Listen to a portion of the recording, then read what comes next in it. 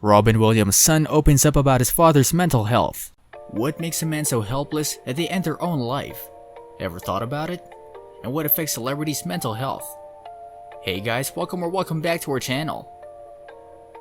Today we'll be talking about Rob Williams' suicide attempt. We will talk about Zack Williams, how he revealed the mental health issues of his dad on a podcast, telling us about what exactly went down with Robin Williams. Recently, Robin Williams' son Zack has shared details about his late father, opening up about the actor's psychological state struggles. Zack sat down for an interview with the Genius Life podcast on Wednesday, his dad's birthday. Robin Williams' son Zack got candid about his father's misdiagnosis and therefore the way he addressed the trauma after the actor's death by suicide in August 2014. The episode was released on Wednesday on what would be the late comedian's 70th birthday. Williams died by suicide in 2014 at 63 years old. He has been diagnosed with paralysis agitans, but an autopsy showed he had Lewy body disease. Zack said he saw frustration in his father when he was diagnosed with the disease. Robin Williams' son Zack says his dad was very uncomfortable and frustrated thanks to misdiagnosis. What he was browsing didn't match one to at least one many Parkinson's patients experience, he continued. So I feel that was hard for him. Robin Williams' son Zack said that his dad was very uncomfortable and frustrated thanks to misdiagnosis.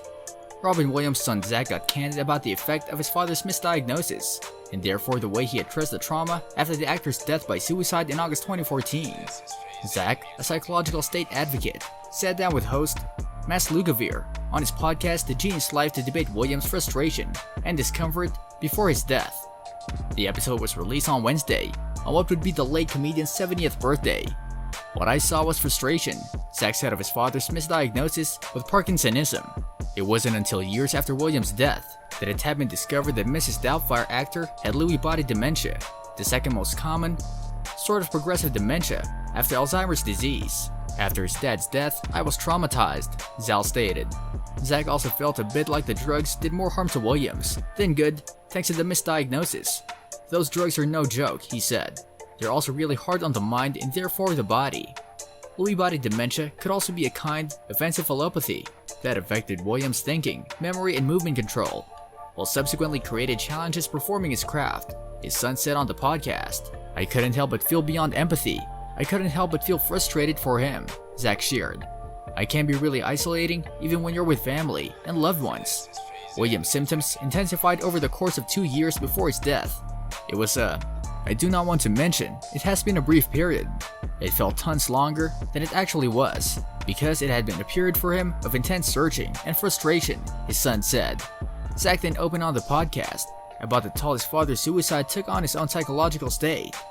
"I was heavily drinking to manage my mental state, where it created very harmful issues. Personally, I used to have mental issues.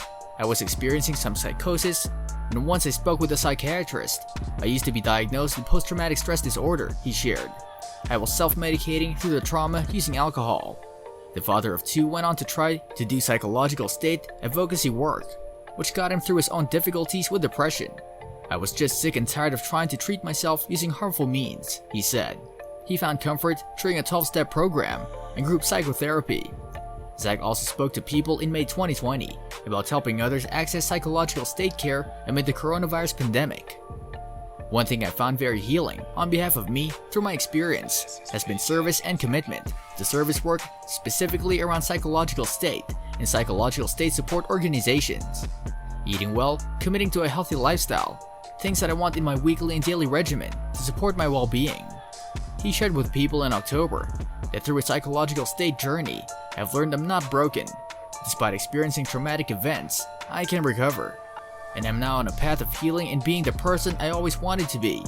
Losing your dad isn't easy, but we have to understand, it's life. And with the grief of losing someone, we can't lose ourselves." With this, we come to the end of this video. What are your thoughts about suicide and mental health? Thank you for sticking till the end. If you enjoyed watching this video, if you did, don't forget to like, share, and subscribe to our channel. Hit that bell icon for all updates.